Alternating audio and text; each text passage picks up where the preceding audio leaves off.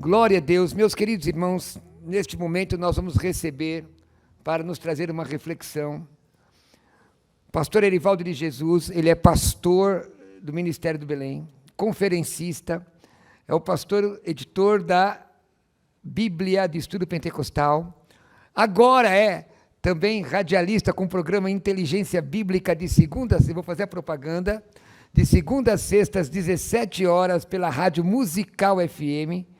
Ele está respondendo perguntas, então, por favor, perguntem para ele agora, não para mim. Aleluia. E é um grande amigo que, com muita alegria, aqueceu a esse convite, está conosco na noite de hoje. Vamos recebê-lo com uma salva de palmas ao Senhor Jesus.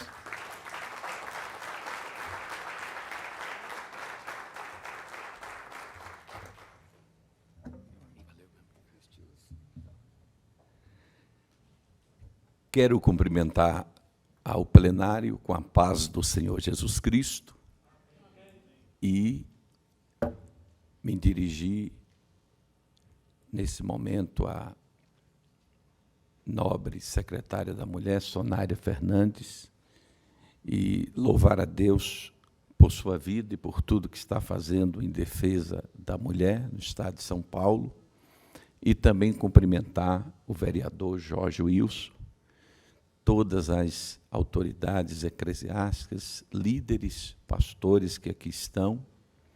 Minha gratidão a Deus pela vida do meu amigo, pastor Roberto Cruvinel, meu amigo de longa data. E, na verdade, ele é um teólogo respeitadíssimo, está pronto aqui para tirar todas as dúvidas dos irmãos.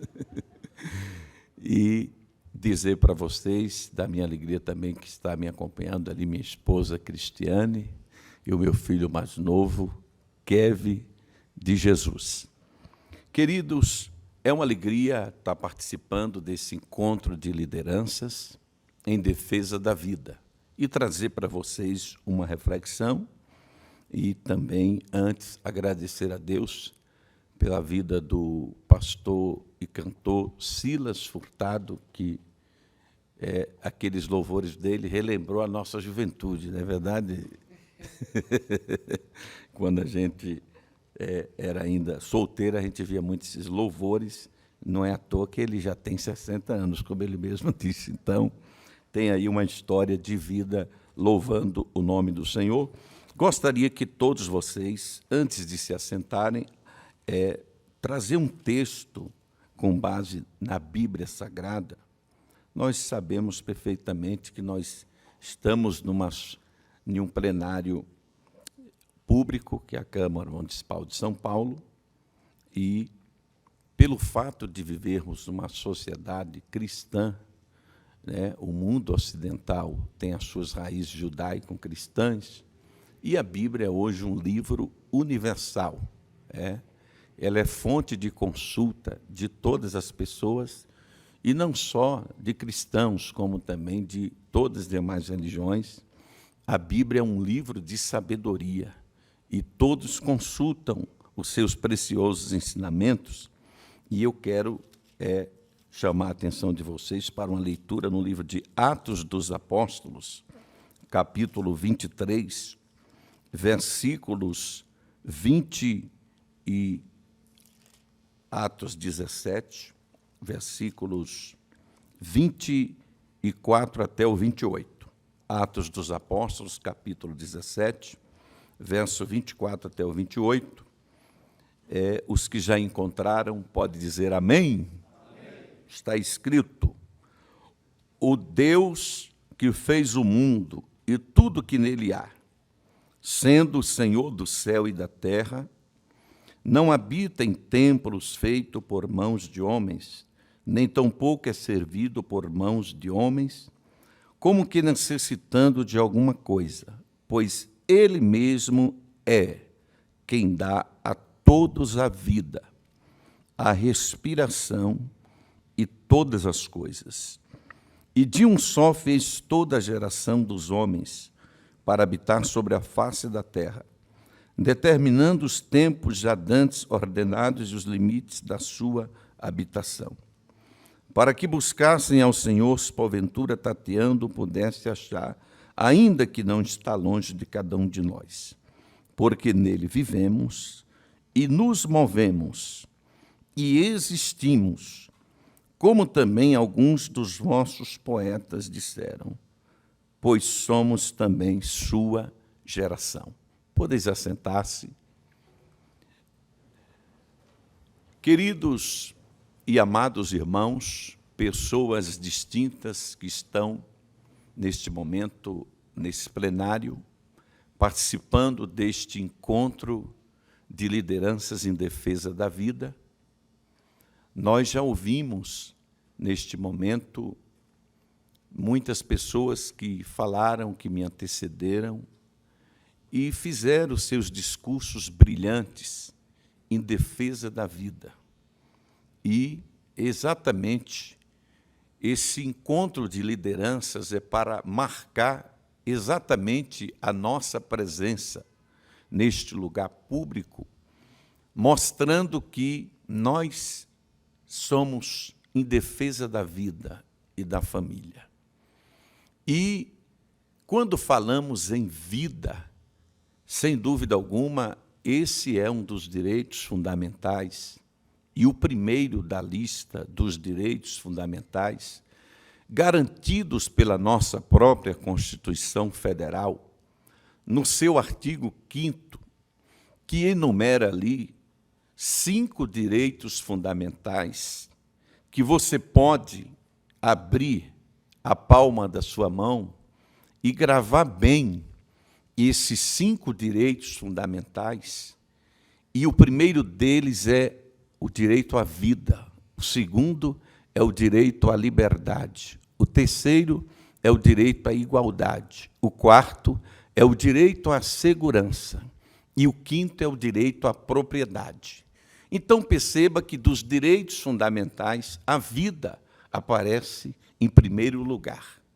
E exatamente por ser um direito tão fundamental, por que estamos simplesmente ignorando a vida, quando estamos vendo cada vez mais crescendo movimentos pró-aborto, destruição da vida em nosso país? Justamente o Brasil, que sempre foi signatário dos tratados internacionais em defesa da vida. E, infelizmente, nós estamos perdendo isso e migrando para o caminho do desprezo pela própria vida. Justamente por movimentos minoritários que querem viver de qualquer maneira, enquanto que a maioria não pode aceitar isso, porque eu digo sempre, queridos, que alguns grupos da sociedade estão conquistando tantos direitos que, se a gente não lutar pelos nossos, daqui a pouco eles vão ficar com todos os direitos.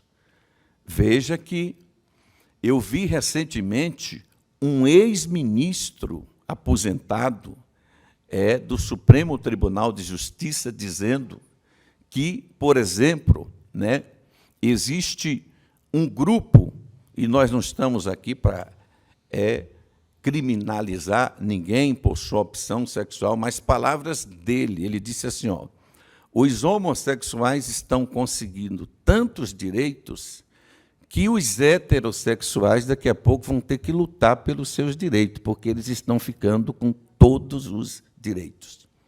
Então, perceba, queridos e amados irmãos, pessoas distintas, que estão nos assistindo também ao vivo pela TV Câmara, que você seja alcançado pela bênção de Deus neste momento.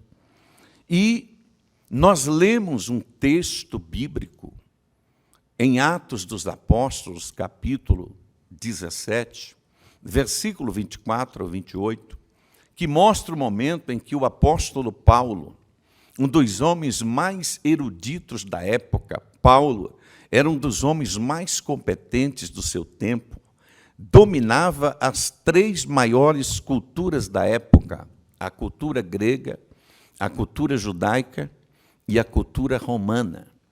E ele, que possuía a cidadania romana e sabia muito bem dos seus direitos, e Paulo lutava pelos seus direitos. E justamente eu fico observando, pastor Ducler, quando eu vejo líderes dizendo que o povo de Deus não pode lutar por seus direitos, não pode se envolver com política. Veja bem, Paulo conhecia tão bem os seus direitos, que todas as vezes que o seu direito foi infringido, ele lutou por eles. Quando, por exemplo, ele foi preso, que o comandante do exército romano algemou, ele disse, por acaso pode um cidadão romano ser algemado? Ele, você é cidadão romano? Sim, eu consegui isso com uma quantia muito grande. Paulo disse, não, eu tenho isso aí por nascimento. E logo temeram maltratar e torturar ele. Da mesma forma, quando ele foi preso, lá em Filipos, quando descobriu que ele era cidadão romano, eles ficaram em maus lençóis, sem saber o que fazer, porque desrespeitaram, destrataram um cidadão romano. Quando ele viu que seria injustiçado perante a corte lá de Cesareia, ele apelou para César. Só um cidadão romano tinha o direito de exigir um julgamento justo pelo Supremo Tribunal Federal da época, que no caso era Roma, o tribunal perante César. Por isso que ele apelou para César. Então, Paulo também lutava pelos seus direitos. E quando ele chegou em Atenas, a capital da filosofia, e começou a observar a religiosidade daquelas pessoas, e viu tantos altares, né? Segundo Pausânio, historiador, nessa época de Paulo, havia mais altares a divindades do que pessoas em Atenas. E para que eles não cometessem um erro de desonrar alguma divindade, colocou lá um altar ao Deus desconhecido. Possa ser que a gente esqueceu o nome de alguma divindade. Para não cometer esse equívoco, colocou lá o Deus desconhecido.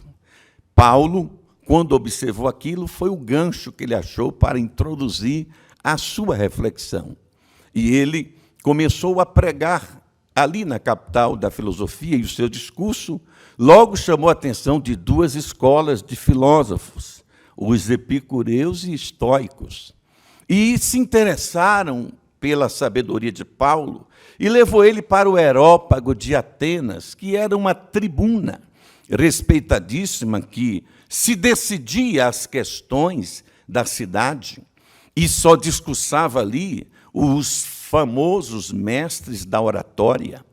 E veja como eles tiveram Paulo em grande estima e o levaram para a tribuna mais cobiçada dos oradores para poder fazer a sua defesa, como estamos aqui também, porque, afinal de contas, nessa tribuna, aqui nesta casa legislativa, se decide questões importantes para a população.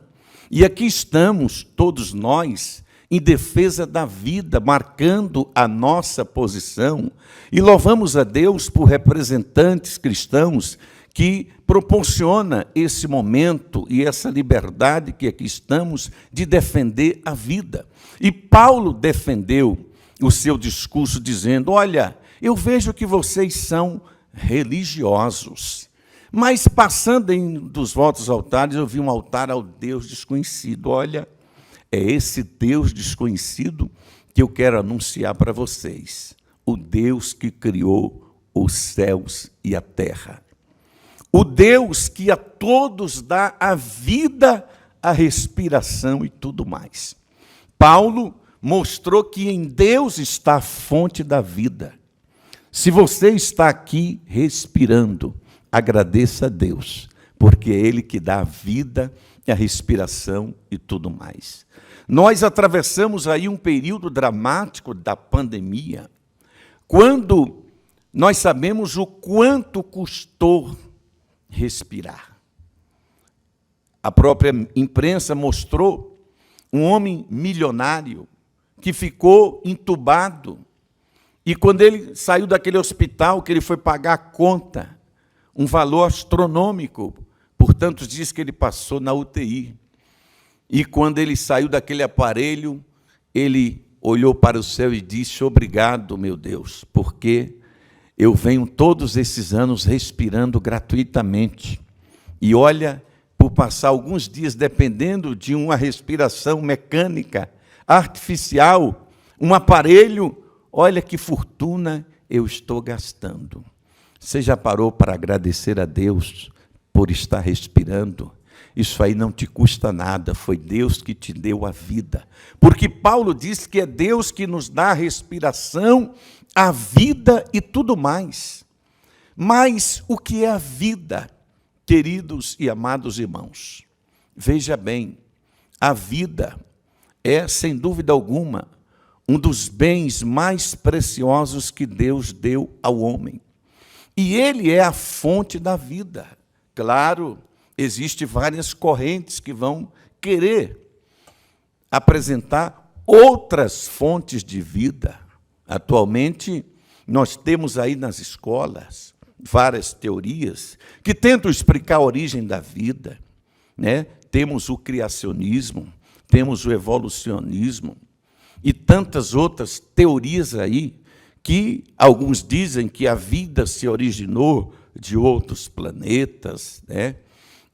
Outros que foi uma explosão de uma célula primordial, e aquela célula primordial gerou outras células e deu origem à vida. Mas o criacionismo, ele é bíblico porque ele declara que Deus é a fonte da vida. Quando é que começa a vida? Exatamente. É o debate que se faz por aqueles que defendem o aborto. E nós estamos aqui para defender a vida desde a sua concepção. Sim, mas quando a vida é concebida? Quando é que acontece a concepção da vida? Claro, a vida humana, ela é uma vida que se reproduz de forma sexuada, através da união do cromossomo masculino com o cromossomo feminino.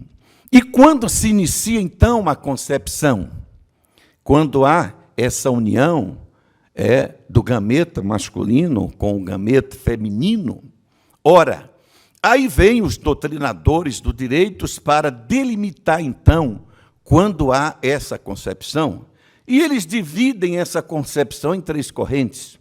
Eles defendem que a concepção se dá quando há a fertilização, desde o momento da união desse gama masculino com o feminino até 3 semanas, são classificados como um pré-embrião. De 3 semanas a 3 meses, aí é considerado como embrião. E de 3 meses em diante, já como feto. Quando, então, se inicia a vida? Quando que o ser humano, então, adquire personalidade jurídica? Ora, a vida é protegida, sim, pelo ordenamento jurídico. Por exemplo, o Código Civil, no seu artigo 2º, vai dizer que a personalidade jurídica se dá quando uma pessoa nasce com vida. Mas lá também diz que o nascituro é protegido. Sim, mas protegido a partir de quando? Exatamente desde a sua concepção. Ele é amparado também pelo ordenamento jurídico. Mas e para Deus? Quando começa a concepção? Ora, se você ler o Salmo 139, a partir do versículo 13, Deus vai mostrar, então, quando é que ele considera a concepção.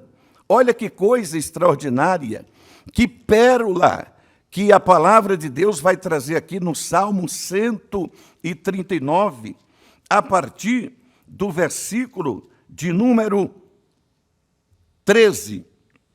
Pois possuíste o meu interior, entreteceste-me no ventre de minha mãe. Eu te louvarei, porque de um modo terrível e tão maravilhoso fui formado. Maravilhosas são as tuas obras, e a minha alma o sabe muito bem. Os meus ossos não te foram cobertos, quando no oculto fui formado, e entretecido como nas profundezas da terra. Olha o que ele diz no verso 16. Os teus olhos viram o meu corpo, ainda informe. Quando é que começa a concepção? Não precisa nem o corpo estar formado. Desde a fertilização, desde a união do cromossomo masculino com o cromossomo feminino, ali já nasce a vida. Ali Deus já vê um ser se formando. E começa a receber a proteção dele. Ora, se vocês for consultarem a ciência, ela vai dizer quando é que é detectado a morte de um indivíduo. Antigamente era quando o coração parava, mas mudou esse conceito, agora é quando o cérebro para de funcionar. Partindo desta ótica, se a morte se dá lá no cérebro, então eles defendem então que a vida começa quando o cérebro começa a funcionar.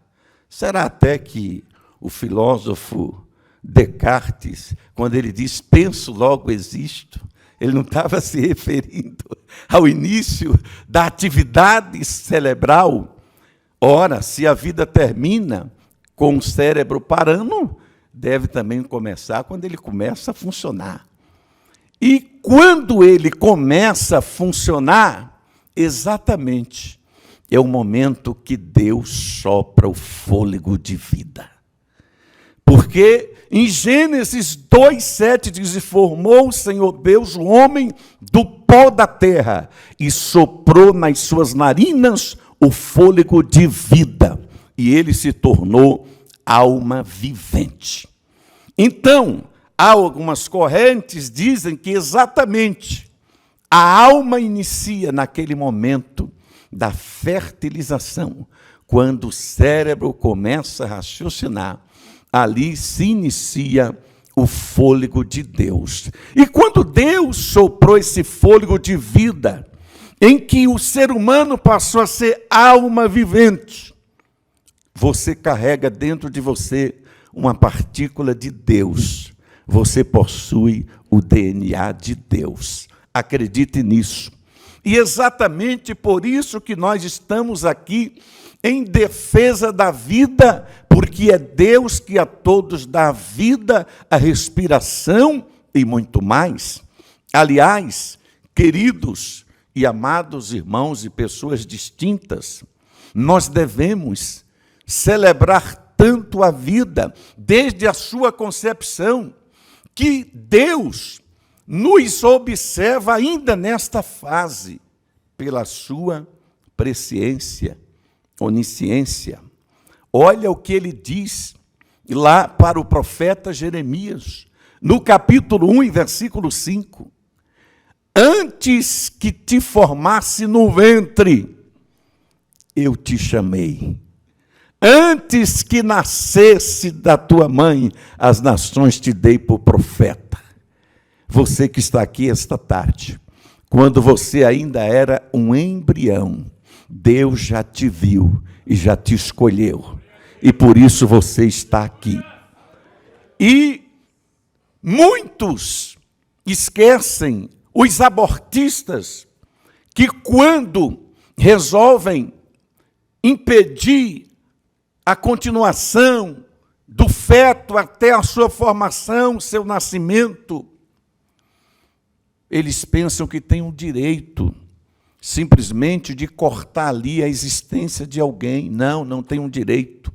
A Bíblia diz que essas pessoas darão conta de cada vida. Porque em Gênesis 9:5, o próprio Deus diz: eu requererei a vida tirada de cada pessoa. O próprio Deus vai requerer de todos esses a vida. Exatamente, a vida, queridos, é muito bela, é maravilhosa. Como é bom viver. Tanto no Antigo Testamento como no Novo Testamento, a vida é sempre celebrada. E existem alguns termos, né? No original, tanto hebraico e grego, eu tenho aqui, né, os professores de hebraico e grego, pastor Corvinel, tem o doutor ali. E existem no hebraico, por exemplo, pelo menos 4 palavras importantes para identificar a vida. Uma delas é Chaim, né, que é a vida como forma de existência. Tudo que se move sempre se aplica esse termo. Existe outro que é nefesh, que tanto se refere à alma, né, vivente, como à própria vida. Já no grego tem 2, né, que é bios, né, que fala da existência humana, por isso que tem o termo biologia, né, que é estudo da vida. Mas tem uma outra que é zoé, que é vida plena. E é essa vida plena que Deus tem para cada um de nós. Jesus disse: eu vim para que tenham vida e a tenham em abundância. Ora, já estou indo para a conclusão. As páginas da Bíblia estão permeadas de vida. A Bíblia é um livro cheio de vida. Sim, queridos e amados irmãos. E a Bíblia vai dizer lá em Números 16:22, que Deus é o autor e conservador de toda a vida. A Bíblia vai dizer lá em Jó, no capítulo 10, versículo 12, Jó, reconhecendo que Deus é a fonte da vida, ele diz: vida me concedeste na tua benevolência, e o teu cuidado a mim me guardou. Olha, agradeça a Deus porque Ele te deu vida. O cuidado dEle te guardou. Quem sabe muitos quiseram te abortar, mas Deus te guardou. Conforme o salmista disse no Salmo 71, versículo 1:5, pois Tu és a minha esperança, Senhor Deus, a minha confiança, desde a minha mocidade, do ventre materno Tu me tiraste. Tu és motivo para os meus louvores constantemente. Ainda no ventre da sua mãe, você já estava sob os cuidados dele. Sim, ele te escolheu desde o ventre da sua mãe, porque está escrito lá em Isaías 49, primeiro: eu sou o Senhor que te chamei desde o ventre da tua mãe. Sim, Deus é o autor da vida, porque está escrito em Isaías capítulo 42, versículo 5, assim diz o Senhor, que formou os céus e a terra, que dá respiração aos seus moradores e espírito aos que andam nela. Ora, é Deus que dá respiração aos moradores da terra e espírito aos que andam nela. Sim, nós estamos aqui em defesa da vida, porque está escrito em João capítulo 1, versículo 4, que nele estava a vida, e a vida era a luz dos homens. Jesus disse em João 6,48, eu sou o pão da vida. Olha como Deus é bom. Ele, além de ter nos dado uma vida terrena, Ele ainda prometeu vida eterna. Porque Ele mesmo disse em João 10:10, eu vim para que tenham vida, mas não uma vida qualquer. Eu vim para que eu tenham vida e a tenham em abundância. Em Atos 17:25, Paulo vai dizer que é Deus que a todos dá vida, respiração e tudo mais. Paulo vai escrever em Romanos 6:4 que devemos viver em novidade de vida. Paulo vai dizer em 2 Coríntios 2:16 que nós devemos ser aroma de vida para a vida. Paulo vai dizer em Efésios 2,5 que, estando nós mortos em nossos delitos e pecado, nos deu vida juntamente com Cristo e nos fez assentar nos lugares celestiais em Cristo. Paulo vai dizer em Filipenses 2,16 que devemos preservar a palavra da vida. Paulo vai dizer em Colossenses 3,4 que quando Cristo, que é a nossa vida, se manifestar, então nos manifestaremos e seremos semelhantes a Ele em glória. Oh, queridos, Paulo ainda vai dizer lá em 1 Timóteo 6,13 que Deus é aquele que preserva a vida de todas as coisas. E ainda o apóstolo João vai dizer lá na sua primeira epístola, capítulo 1, e no versículo de número 2, que Ele é o verbo da vida, a palavra da vida. E ele vai dizer em 1 João 5,11 que quem tem o Filho tem a vida. E em Apocalipse, no capítulo 22, versículo 17, diz assim: e o Espírito diz: vem. E quem tem sede, venha e receba de graça da água da vida. Receba vida plena de Deus nesta tarde. Aleluia! Porque nós estamos aqui para proclamar Cristo, a verdadeira vida e a defesa da vida. Deus abençoe a todos vocês em Cristo Jesus.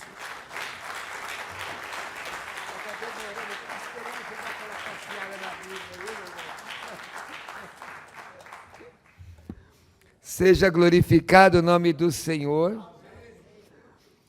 Pastor Erivaldo de Jesus é o pastor, além de conferencista, advogado, eu havia esquecido isso, escritor, muitos livros lançados, editor da Bíblia do Pregador Pentecostal.